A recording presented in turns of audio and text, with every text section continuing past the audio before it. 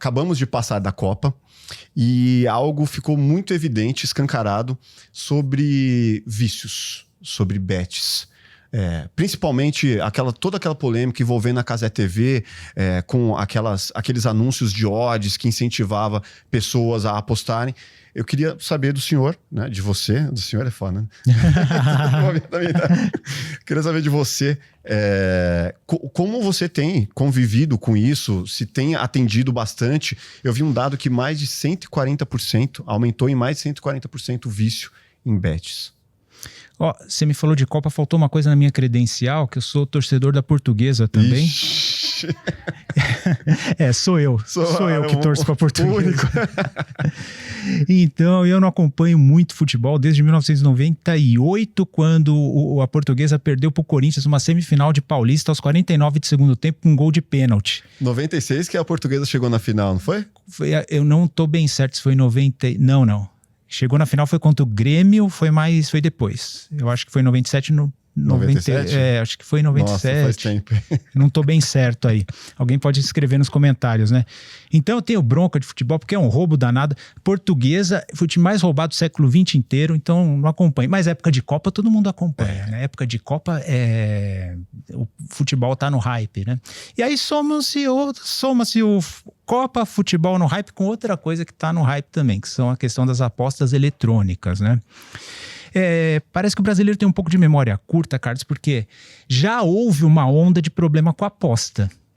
Se eu te pedir agora para você puxar na memória uma onda num passado não muito distante de problema que o povo teve com a aposta, mas foi uma população mais específica, diferente da atual. Você consegue lembrar? Uma onda de apostas não muito antiga. Não tô lembrando. Esses são os nossos avós e avós nos bingos. Você lembra disso? Ainda rola muito.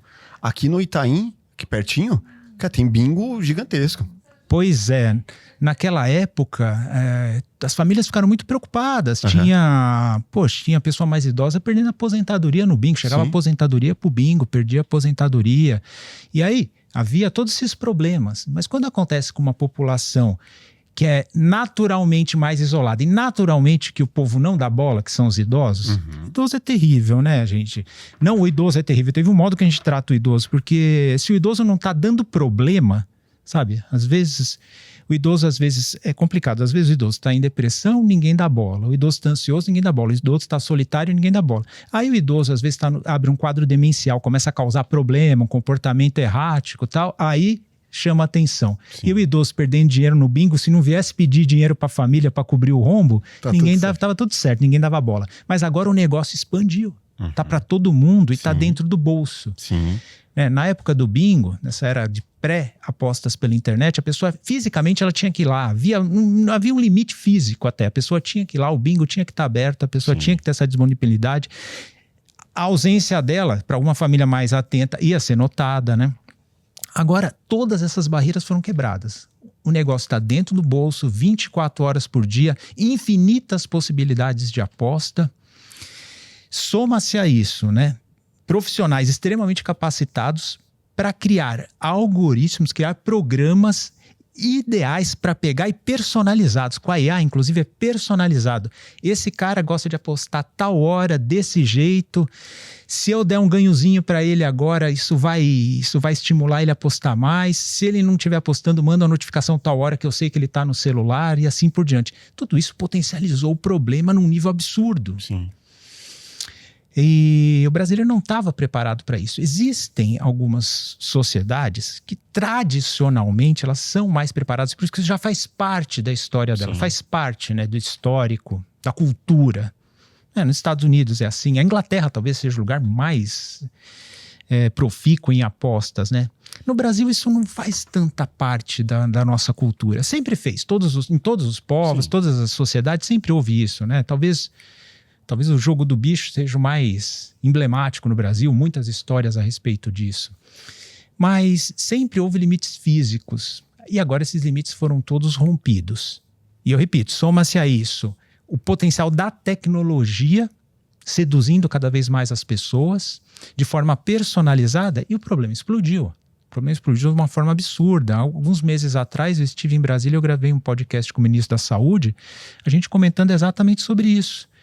Os mecanismos fazem, né, algumas regiões do nosso cérebro começar a disparar de uma maneira absurda e outras regiões responsáveis pelo controle, elas ficam um funcionamento mais intermitente, mais errático. É como se fosse um carro com o pé no acelerador o tempo todo. Isso é uma pessoa adicta, uma pessoa que está viciada em jogo, né?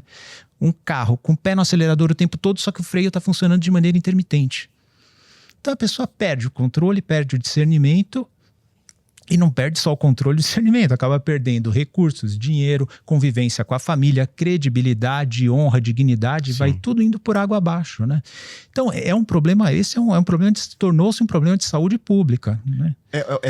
São doses estratosféricas de dopamina? Como que funciona o cérebro do apostador? Bom, bem pontuado, do apostador, porque nem todo mundo é suscetível a cair no Carlos, a lógica é muito simples. Vamos tentar deixar simples algo que é bem complexo, né? Na Vale de Ockham, né? Vamos pegar...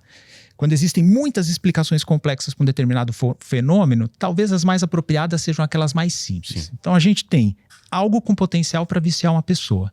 E a gente tem aqui um organismo suscetível. Eu, você, o pessoal da produção aí, quem que é suscetível? Não sei. Talvez se tiver casos na família, aumenta a tua chance de você ser uma pessoa suscetível a determinado tipo de vício. Mas nada garante que sim nem que não. A gente não sabe. Como que a gente vai saber? Infelizmente, se a gente tiver o contato. Então, não há nada mais simples para evitar um vício do que simplesmente evitar esse contato. A gente tem algo que pode viciar. A gente tem uma pessoa vulnerável. Evitando esse contato, as coisas não acontecem. Tá? Agora, uma pessoa vulnerável teve contato. Aquilo lá, no início, existe um determinado controle parcial daquilo lá. Só que com o tempo, alguns circuitos cerebrais, eles acabam ficando hiperestimulados e a pessoa acaba não vendo estímulo em outras coisas que não trazem aquele mesmo frisson, aquele mesma expectativa, né? Aquela coisa do quase ganhar. Então tem mecanismos que são comuns a todos os vícios. Então a pessoa começa, o estímulo é bastante atraente, só que é um estímulo vigoroso. Ela vai se sensibilizando a isso, ela precisa de um estímulo maior para encontrar o mesmo prazer. Esse fenômeno é bem conhecido, chama tolerância. Isso acontece com substância, acontece com uma série de coisas prazerosas. Chega uma hora que o estímulo é tanto que aumentar esse estímulo não vai trazer mais prazer e a pessoa começa a não ver mais ânimo, não ver mais estímulo, não ver mais prazer nas coisas fora daquilo. É aí que a pessoa deixa de ter outras atividades para se dedicar cada vez mais, perder cada vez mais tempo com o vício. Vai indo por fundo do poço. É aí que é o caminho ladeira abaixo. E o mais cruel é o passo seguinte. Qual que é o passo seguinte? O passo seguinte é que chega uma hora que esse mecanismo que faz a mediação entre desejo e prazer, ele buga. A pessoa passa apenas a desejar. E ela nem tem mais tanto prazer naquilo. Sabe, em comportamento, muitas coisas são recorrentes em diferentes contextos que não tem nada a ver um com o outro. Por exemplo, você já deve ter visto uma situação de uma pessoa que nem tem mais prazer e alegria num relacionamento, mas a pessoa deseja aquele relacionamento de qualquer forma. Sim. E acabar aquele relacionamento é o fim para ela. Só que quando a pessoa para se conscientizar, muitas vezes mediante o processo psicoterápico, fala que prazer e que alegria você tem nisso. Nenhum. Cara, que futuro você vê nisso? Nenhum. Mas a pessoa deseja aquele relacionamento. Sim. Acontece algo parecido com o jogo. A pessoa vê as perdas, a pessoa vê o que ela está deixando de ganhar por outro lado, né? Deixa de investir na família, nos amigos, nas coisas mais importantes na vida, na própria capacitação, deixa de investir na própria profissão, perde dinheiro, mas ainda assim continua desejando. Ela já não vê mais prazer naquilo. Aí a pessoa está completamente perdida. Aí, se perguntar qual é o fim do poço não é quando ela está aumentando o estímulo.